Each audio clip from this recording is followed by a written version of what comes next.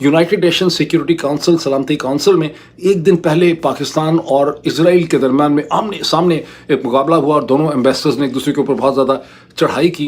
Today, and when bin Laden was eliminated in Pakistan, the question asked was not why target a terrorist on foreign soil. No one asked that question. The question was, why was a terrorist given shelter at all? اسرائیل نے عالم اسلام کو دھمکی دے دی ہے, کہتا ہے جی کسی کو نہیں چھوڑیں گے. تو اس نے انگلی ایسے کی, ڈینی ڈینن نے پاکستان کے سفیر پہ انگلی کی, عاصم افتخار احمد پہ.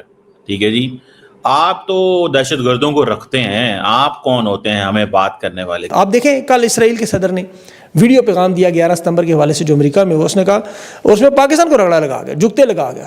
اس نے کہا پاکستان کے ساتھ جو امریکہ نے کیا ایبٹ آباد میں گھس کے مارا, ہم بھی ایسے ہی گھس کے ادھر قطر ان کو مار رہے ہیں. اور انہوں نے اس واقعے کو جو OBL کا جو آپریشن تھا پاکستان کا, اس کو اس سے ریلیٹ کیا ہے.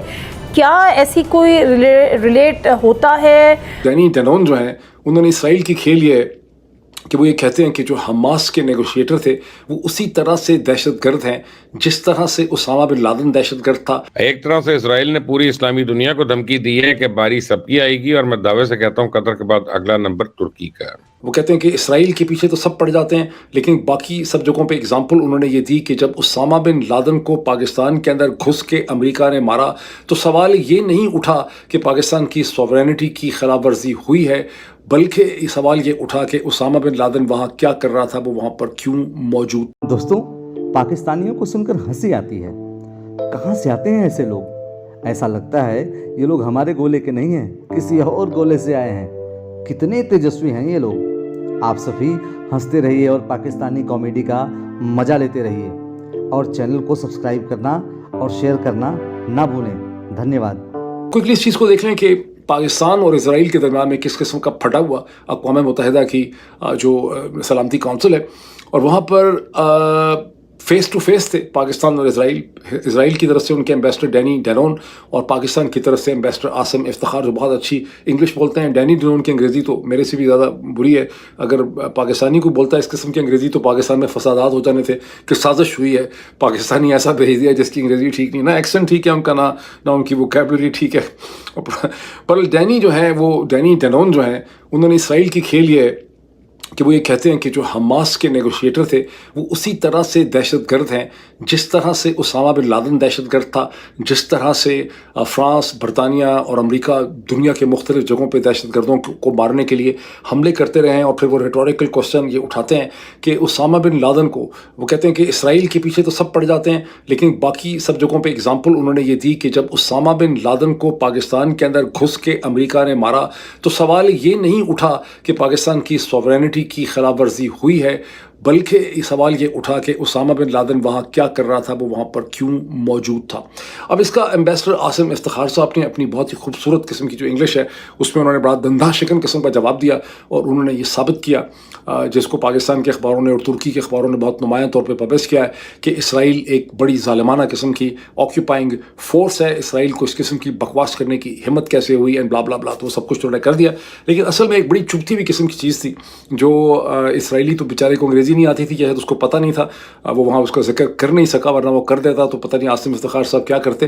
لیکن آئی ایم شیور کہ عاصم افتخار صاحب کے اندر سے ان کو پتہ تھا اور ان کو بڑا دل میں دھڑکا لگا ہوا ہوگا کہ کہیں ڈینی ڈینان جو ہے اسی کا ذکر نہ کر دے.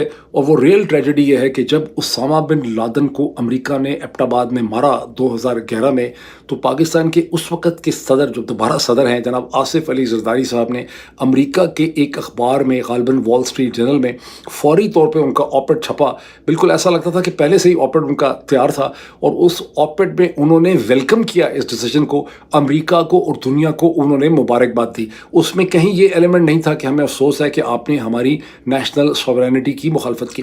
اس وقت میں ڈائریکٹر ہوتا تھا ورلڈ افیئرز اور پتہ نہیں کس قسم کا کوئی ٹائٹل تھا میرا پی ٹی وی کے اندر 2011 वगैरह में, तो मुझे याद है कि उसके चंद घंटों के अंदर अंदर पाकिस्तान के then army chief general Ashfaq Parvez Kayani ने अपना एक हैंड रिटन, कुछ प्रिंटेड था लेकिन अपनी हैंड रिटन उनका एक नोट हमें मिला जिसमें उन्होंने कहा कि पीटीवी को ये पोजीशन लेनी है कि पाकिस्तान की नेशनल सॉवरेनिटी को यहाँ वायलेट किया गया है और ये अनएक्सेप्टेबल है, पाकिस्तान की सॉवरेनिटी मजरू हुई है। ये पोजीशन जनरल अशफाक परवेज़ कयानी ने अपने हाथ से लिख के भेजी। वो नोट की मैंने कॉपी भी कहीं रखी भी थी बना के। अब प्रॉब्लम यह है कि जो हुआ एबटाबाद में वो जनरल परवेज़ अशफाक कयानी और जनरल पाशा की मर्ज़ी के बगैर हो ही नहीं सकता था। ये मुमकिन ही नहीं है कि जिस तरह से अमेरिकी फ़ौज जो नेवल सील है वहाँ पे आए, उनका एक हेलीकॉप्टर गिर गया, उसके बाद वो बैठ के चाय कॉफ़ी कुकी पीते रहे उसामा बिन लादेन की लाश पकड़ के अगला हेलीकॉप्टर आया तो फिर वो वहाँ से उड़े, 45 मिनट वहाँ वेट करते रहे, 2-2.5 घंटे आने जाना उनका पाकिस्तान की फ़ज़ा में था। ये कभी भी मुमकिन नहीं था कि पाकिस्तान की आर्मी की ब्लेसिंग के बगैर, आर्मी चीफ की ब्लेसिंग के बगैर ये चीज़ ज़ाहिर नहीं हुई। ये पूरा एक अरेंजमेंट था। वो सीधा उन्होंने जनाब पाकिस्तान पे इल्ज़ाम लगा दिया। उन्होंने कहा जनाब जैसे हमास है ऐसे ही अलकायदा है और आप लोगों को पता होना चाहिए कि आप लोग अलकायदा को हार्बर करते रहे हैं, आप लोग तो दहशतगर्दों को सपोर्ट करते रहे हैं। ये डैनी डैनन है इनका नाम, the Israeli ambassador to the United Nations, और ये इन्होंने कहा है कि जी पाकिस्तान जो है वो चेंज नहीं हो सकता। पाकिस्तान जो है उसने al Qaeda chief Usama bin Laden को शेल्टर किया। अब उसकी वजह क्या है? क्योंकि Pakistan stands with the Qatar, ठीक है ना जी। तो उसने उंगली ऐसे की, डैनी डैनन ने पाकिस्तान के सफीर पे उंगली की, आसम इफ्तिखार अहमद पे, ठीक है जी। आप तो दहशतगर्दों को रखते हैं, आप कौन होते हैं हमें बात करने वाले? क्योंकि पाकिस्तान ने कहा है कि अच्छा पाकिस्तान क्या करता है, जारी बात है पाकिस्तान इस सिलसिले में इंडिया और इजराइल दोनों को क्लब करता है। पाकिस्तान इंडिया और इजराइल दोनों को क्लब करता है और क्लब करने की वजह से मतलब ये चीज है। तो मुझे ऐसा लगता है कि that is something very very serious and dangerous. ये एक सीरियस चीज है कि हमारी लड़ाई जो है वो इंडिया से निकल के इजराइल तक भी जा चुकी है। लेकिन इजराइल को जारी बात है इंडियंस ने ये पॉइंटर जरूर दिए होंगे